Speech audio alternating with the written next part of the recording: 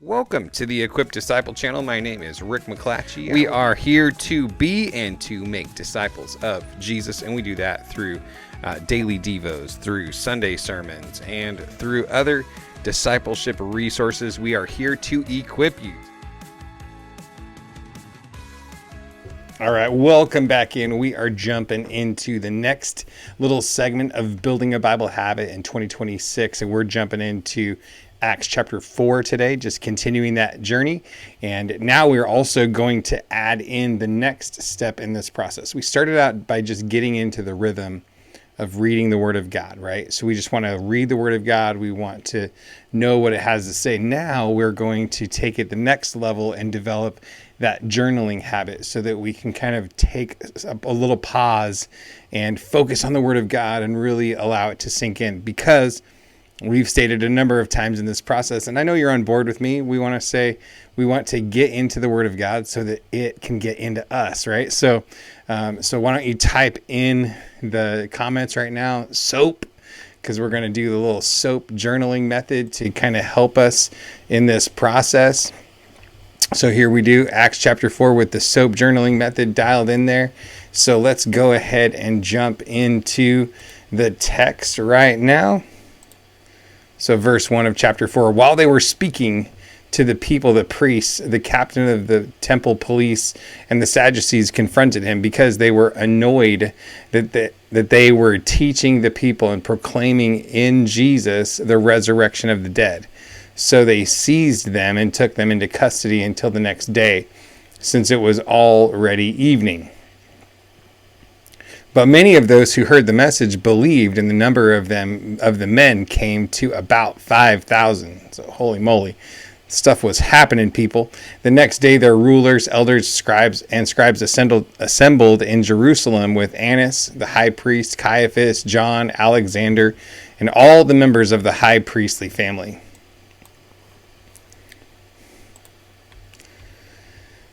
After they had Peter and John stand before them, they began to question them. By what power or in what name have you done this? So again, we're talking about after they had Peter and John stand before them, they began to question, by what power or in what name have you done this? Remember, they had just healed the lame man at the gate beautiful before the time of prayer. All right. So that's what they are following up on here, is they want to know, how did you do it? And what are you giving credit to for this miracle? Like, what happened?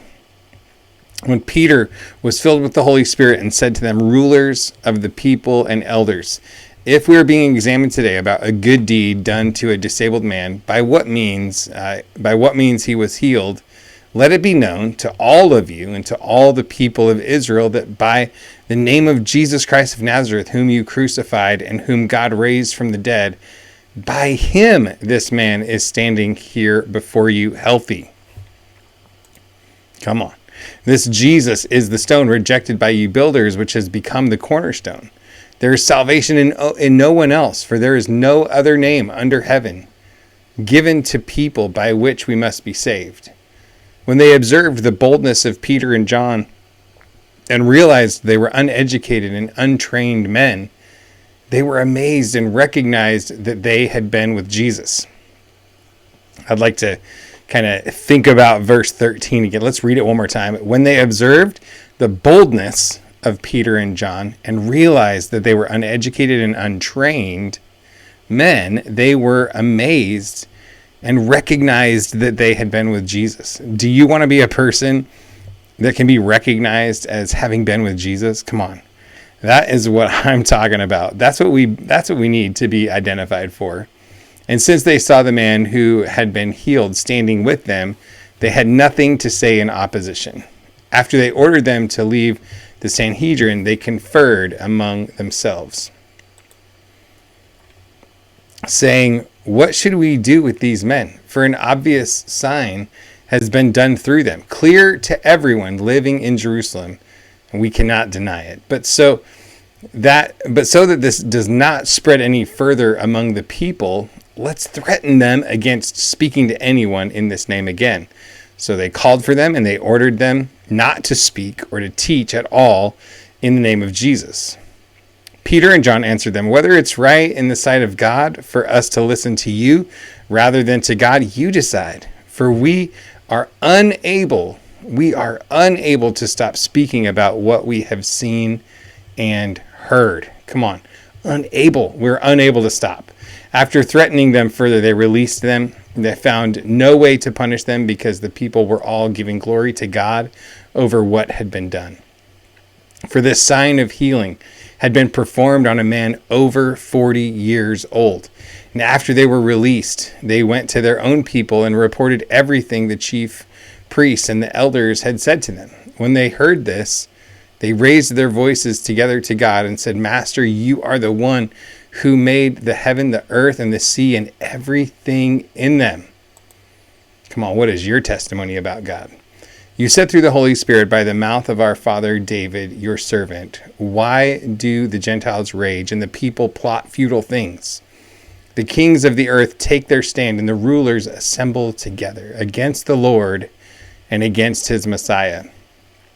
For in fact, in this city, both Herod and Pontius Pilate with the Gentiles and the people of Israel assembled together against your holy servant Jesus, whom you anointed, to do whatever your hand and your will had predestined to take place.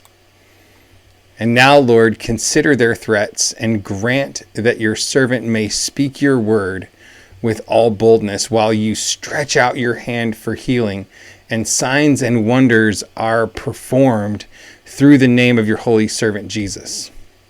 When they had prayed, the place where they were assembled was shaken, and they were filled with the Holy Spirit and began to speak the word of God boldly. When they had prayed, the place where they were assembled was shaken, and they were filled with the Holy Spirit and began to speak the word of God boldly. So the place was shaken, filled with the Holy Spirit, and it resulted in more boldness to speak the word of God. Come on. Now the entire group of those who believed were of one heart and mind, and no one claimed that any of his possessions were his own, but instead they held everything in common.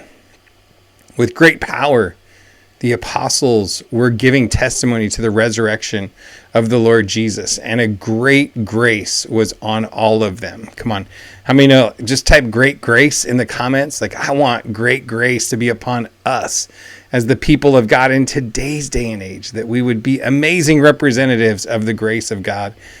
For there was not a needy person among them, because all those who owned land or houses sold them, brought the proceeds of what was sold, and laid at the apostles' feet. This was then distributed to each person as they had need. Joseph, a Levite from Cyprus by birth, and the one the apostles called Barnabas, which is translated son of encouragement, sold a field he owned, brought the money, and laid it down at the apostles' feet. Now that's going to be kind of a key thing going into chapter 5.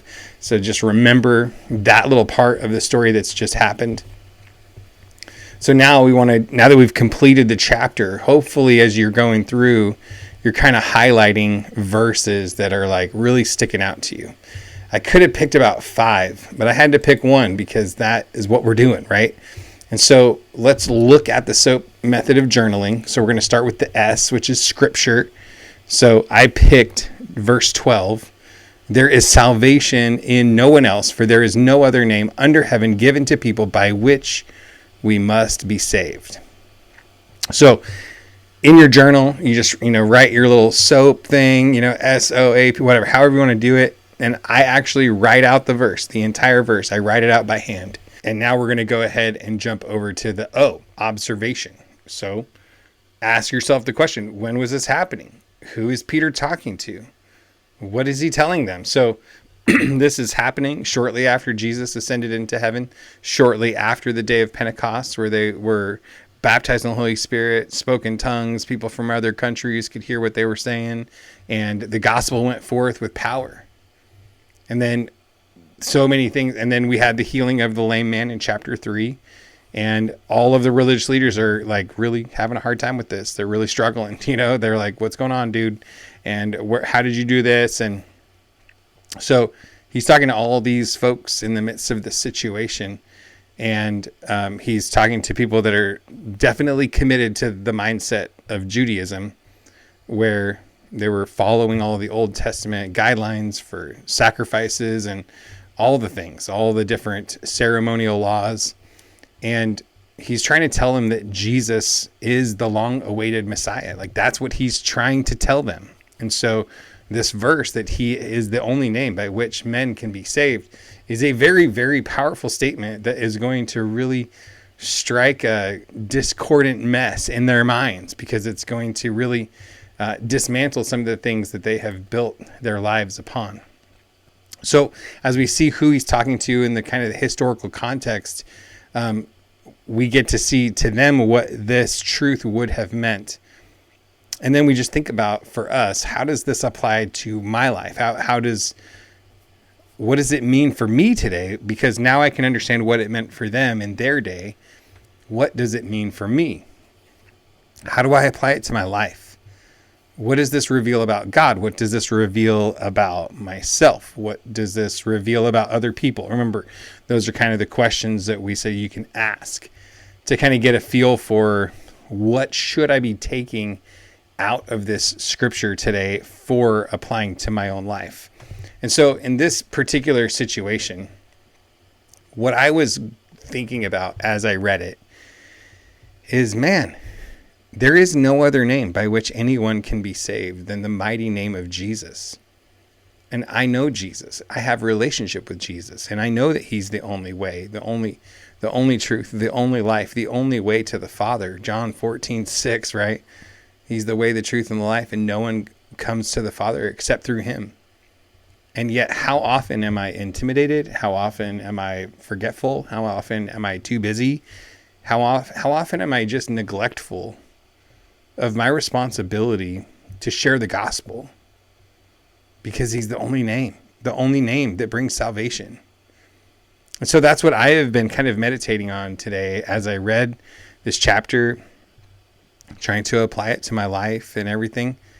Man, I'm telling you, like, I'm convicted in my own life that I want to be a more bold proclaimer. And then if you throw in some of the other verses in that chapter where they're like, hey, you decide for yourselves, guys, whether we should be able to keep on having these talks, that we should be able to keep declaring Jesus.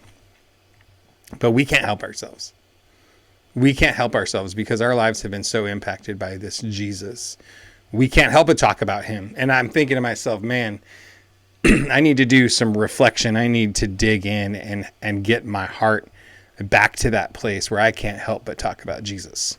So that's kind of what I was thinking for myself. So that then brings us to the P of the SOAP, prayer.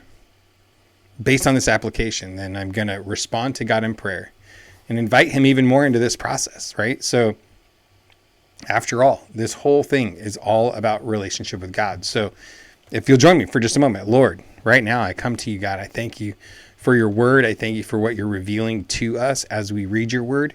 And God, I'm asking, as you have revealed to me kind of some shortcomings in my own life, God, I ask that you would help me to walk that out in obedience, but not just obedience, but excitement, that I would be stirred to a place of excitement to share about you and how amazing you are, because you're worthy of my praise and you are worthy of my free advertisement of who you are to people and what you've done for us. And so I thank you, God, for your word. I thank you that it convicts, and I thank you that it encourages, and I thank you that it empowers us to fulfill the word that it gives us. In Jesus' name, amen. So again, that's just real simply a really cool process that you can go through: scripture, observation, application, and prayer. You just do that every day and focus on walking it out. Don't just be a hearer of the word, but be a doer of the word. So with that, just a big hearty God bless you. Have an amazing day, and I'll see you in the next video. If you're getting value out of these videos, if you could just make sure you hit the like button, maybe subscribe to the channel. You could share the video around, and also YouTube is suggesting a video right about here for you to check out. So go ahead and check out the next video. God bless you. Have a great day. Thanks for being a part.